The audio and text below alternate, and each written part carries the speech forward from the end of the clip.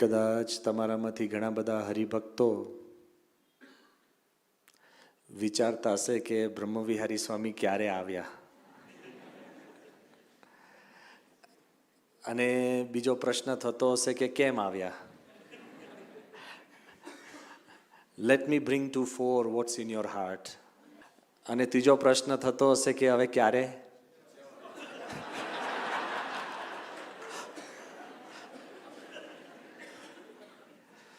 But to tell you the truth, that many times in life is not what you plan, life is what happens. ઘણીવાર તમારા ને મારા મનની અંદર ઘણું બધું પ્લાનિંગ હોય, પણ આપણા મનની અંદર ઘણીવાર દુઃખ થતું હોય. It hurts us deep within કે sometimes things don't go according to our plan. But I want to tell you a secret, and perhaps this secret will help you throughout your life.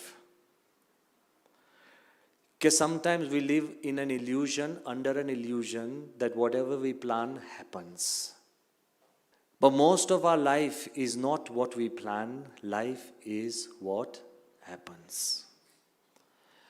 અને આ વાત, એનો પહેલો વિચાર જો કોઈએ મને આપ્યો હોય તો આપણા ભૂતપૂર્વ રાષ્ટ્રપતિ ડૉક્ટર એપીજે અબ્દુલ કલામ. કારણ કે the way we met was not that we had planned, we met absolutely accidental. And the way he started loving Pramukh Swami was not conceived or contrived. It happened naturally. And this whole idea of him writing a book on a Hindu sadhu was not something that was given. It was something that was felt from within. અને જ્યારે અમે આ ચર્ચા એકવાર કરતા હતા, એમાં કલામ સાહેબે એક બહુ સુંદર વાત કરી હતી. મને કે બ્રહ્મવિહારીજી, એટલે મેં કીધું યસ, કે life is not what you plan, life is what happens. એટલે મારા મનમાં પણ શંકા કુશંકા થાય, બિકોઝ ભગવાને આપણને બધાને બુદ્ધિ આપી છે, બધાને હૃદય આપ્યું છે, બધાને પોતપોતાનું જીવન આપ્યું છે, અને આપણું હૃદય બુદ્ધિ આપણા અનુભવ પ્રમાણે ચાલતા હોય છે. Of course, because you love somebody, you'll respect. But at the end of the day, we always go and do a reality check with our own experience. That happens. અત્યારે અમે સભામાં આપને કંઈક વાત કરશું તો તમે હા પાડશો, રાજી થશો, તાલીઓ પાડશો, અને છેલ્લે ઘરે જઈને તો કરતા હોય એમ જ કરશો. So Kalam had told me, life is not what we plan, life is what happens. Now let me take you through the journey. કે ઘણીવાર આપણી કંઈક ચાવી ખોવાઈ ગઈ હોય અને આપણે ચાવી શોધતા હોય, સવારથી અહીંયા જોઈએ, ખાટલા નીચે જોઈએ, અહીંયા જોઈએ, સોફા નીચે જોઈએ, બધા નાના મોટા આપણે જગ્યા, ખાના ખૂચરી બધું જ કાઢી દઈએ અને જો કરીએ. એમાં 10-15 આપણા જૂના ચાર્જર્સ મળે, પણ ચાવી ના મળે. અત્યારે તમારા ઘરે હું આવું તો બોલો એવા ન કામના એવા 10 ચાર્જર્સ હશે, પણ કાઢી નહીં શકો. તમને ફોન જતો રહ્યો, આ પણ લાગે કદાચ કામ લાગે. લે,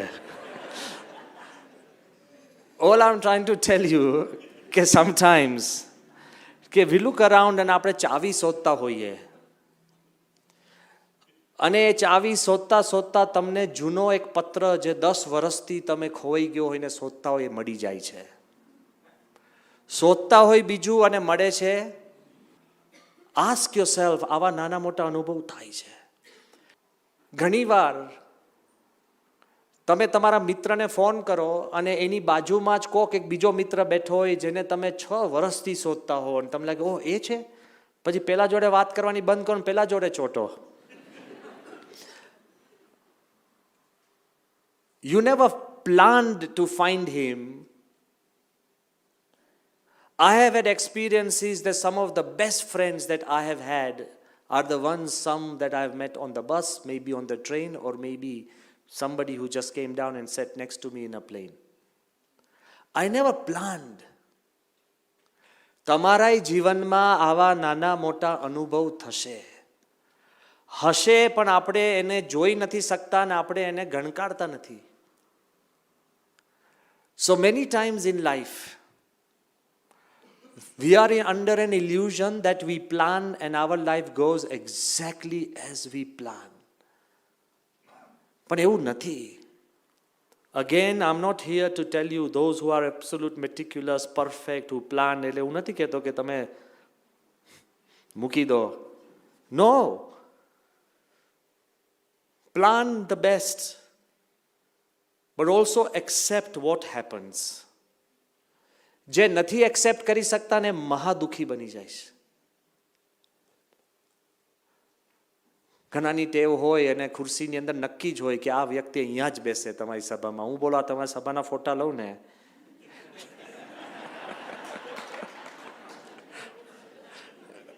કોઈ પણ સમય હોય, આપણા સંસ્થાના પણ મોટા આપણા સમય હોય ને એનો તમે ફ્રન્ટ લાઈનનો ફોટો લો ને તો એના એ જ હોય, અને તમે એક જૂનો ફોટો લઈને નવા સમયમાં મૂકી દો ને તોય લોકોને લાગે બરાબર આ તો બેઠા હતા જ.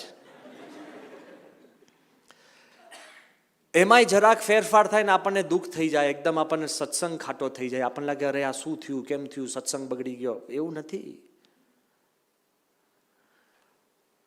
તો ઘણી વાર આપણે જે પ્લાન કરીએ છીએ એવું નથી હોતું, કંઈક જુદું જ થતું હોય છે. Now let's still examine this a little deeper. જ્યારે આપણે જન્મ થયો, બાળક હતા, ત્યારે આપણે કંઈ બહુ પ્લાનિંગ કરવાનું હોય નહીં ને. ઘોડિયામાં હોઈએ 3-4 જ વસ્તુ હોય: સૂવાનું, ખાવાનું, પછી આપણે રડવાનું. બરાબર? આ 3-4 જ વસ્તુ આપણે ત્યાં કરતા હોઈએ. એમાં કંઈ બહુ પ્લાનિંગ ના હોય. ખાલી પ્રશ્ન એ હોય કે કોઈક વાર એવું નથી કે સવારે સૂએ જ ને રાતે જ રડે. આ તો 24 hour બિઝનેસ હોય છે. તો ultimately when we are babies, there was not much we planned. અને શક્ય જ નહોતું. જ્યારે આપણે ટીનેજર થયા, when we started going into school, તો અર્લી ડેઝ ઇન સ્કૂલમાં આપણે પ્લાનિંગ થતું. શું પ્લાનિંગ થતું? School, play, food, friends and sleep. Broad planning.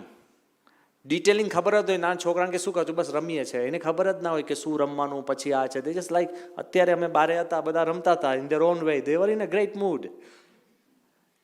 એને હુ સ્કોર્ડ ધ ગોલ કોઈને ખબર નથી, પણ દે વર happy.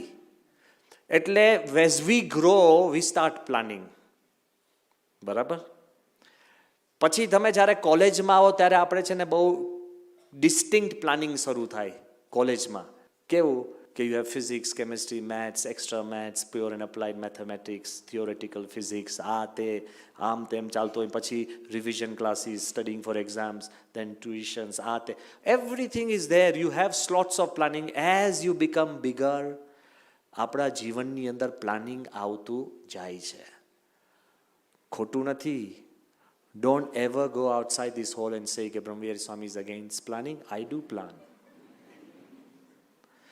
But I also want to tell you the truth of life. Life is not what you plan. Life is what? યાદ રાખજો.